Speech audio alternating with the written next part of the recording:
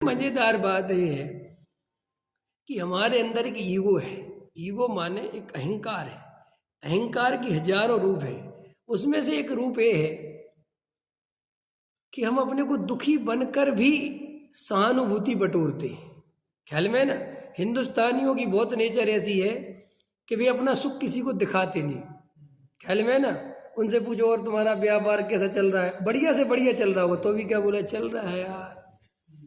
अब क्या बताएं, मने वो दूसरे के सामने दुखी रोएंगे क्योंकि अपन ने एक बात और कह दी, नजर लग जाएगी।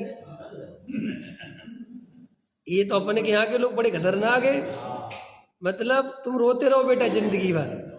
अब जो आदमी सुनो, जो आदमी बाहर बेचारे को रोना ही रोना है तो बंद कमरे में हंसने की भी क्या कीमत है। और जब वो 23 घंटे रोएगा, 18 घंटे लोगों के सामने रोएगा, तो बाहर अंदर जाके हंसेगा कैसे? क्योंकि आदत तो बना ली, डेवलप कर लिया रोने का। अब जिसने रोने की आदत डेवलप कर ली, अब कल के दिन मान के चलो उसके पास खुशी भी है, सब बातें हैं, तो ही बेचारा रो ही रहा है। उससे पूछ रहे आप रो क्यों रहे? नहीं, ऐसी नेचर ही बन गई, बन जाती ना नेचर रोने वाली है।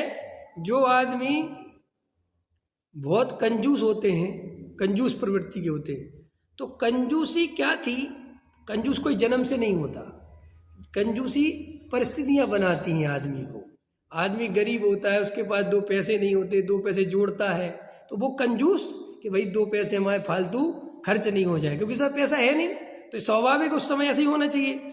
लेकिन वो कंजूस की जो आदत है कंजूसी की, वो धीरे धीरे इतनी डेवलप हो जाती है कि वो आदमी करोड़पति भी बन जाता है तो भी उसमें भी 10 रुपये खर्च नहीं होते। और वो कहता भी है कि यार मुझे कोई पैसे की बात नहीं है, बात पैसे की है नहीं, मेरे से तुम लाख रुपए दान में ले जाओ लेकिन मेरे से 10 रुपये व्यर्थ के खर्च नहीं होते।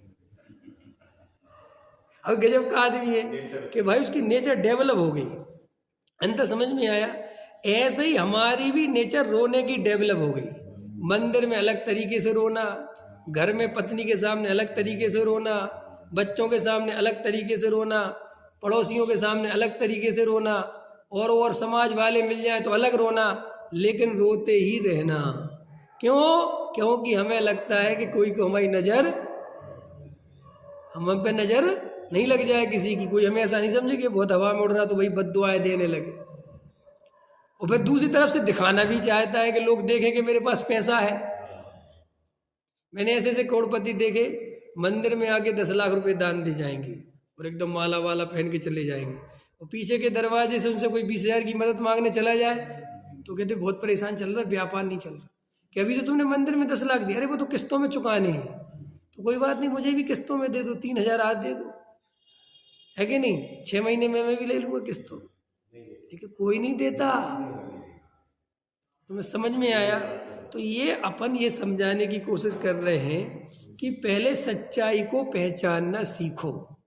भागम भाग मत करो, ना धर्म में करो, ना कर्म में करो, ना कहीं करो। पहले शांति से बैठ के ये विचार करो कि मुझे वास्तव में क्या चाहिए है, मेरी असली रुचि है क्या, मैं कैसी जिंदगी जीना चाहता हूँ।